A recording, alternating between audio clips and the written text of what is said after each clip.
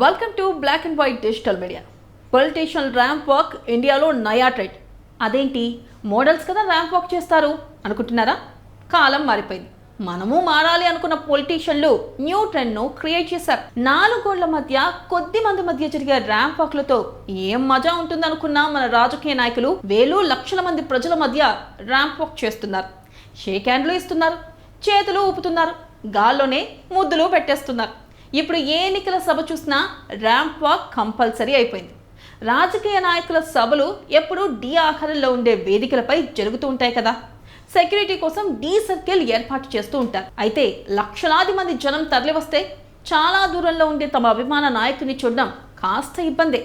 దీన్ని గుర్తించిన పొలిటీషియన్లు ర్యాంప్ వాక్కు శ్రీకారం చుట్టారు.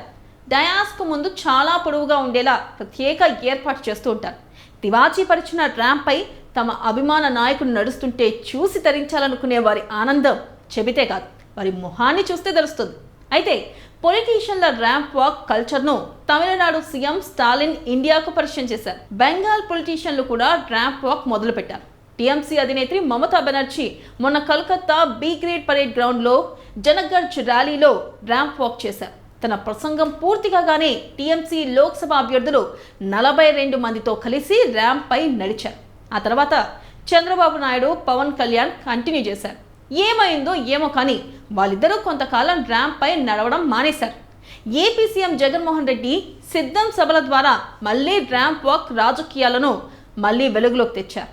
ఇక వైజాగ్, దెందులూరు, రాప్తాడు, మేదరమెట్లలో వైసీపీ నిర్వహించిన ఎన్నికల శంఖారావ సభలలో CM Jaganmohan Reddy ramp walk చేశారు. స్పీచ్ ముగియగానే పార్టీ కార్యకర్తలు అభిమానులకు అభివాదం చేస్తూ వారి దగ్గరికి వెళ్లారు. ర్యాంప్ వాక్ కల్చర్ తెలంగాణకు పాకింది. సికింద్రాబాద్ పరేడ్ గ్రౌండ్లో తెలంగాణ సర్కార్ నిర్వహించిన మహిళా శక్తి పథకం ప్రారంభోత్సవ సభలో సీఎం, మంత్రులు ర్యాంప్ వాక్ చేశారు. అభివాదం చేస్తూ కార్యకర్తల్లో జోష్ నింపారు.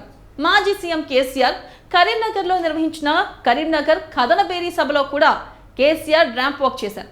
విరిగిన తుంటి ఎముకకు ఆపరేషన్ చేయించుకున్న కేసీఆర్ వాకింగ్ స్టిక్తోనే సభా వేదికపై అటూ ఇటూ తిరుగుతూ అభివాదం చేశారు. ఇవండి మన పొలిటీషియన్ల ర్యాంప్ వాక్ గురించిన విషయాలు. రాజకీయ నాయకుల ఈ నయా ట్రెండ్పై మీ అభిప్రాయాలను కామెంట్ రూపంలో తెలియజేయండి. ఇలాంటి మోర్ ఇంట్రెస్టింగ్ అప్డేట్స్ కోసం వెంటనే మా ఛానల్ని సబ్స్క్రైబ్ చేసుకోండి.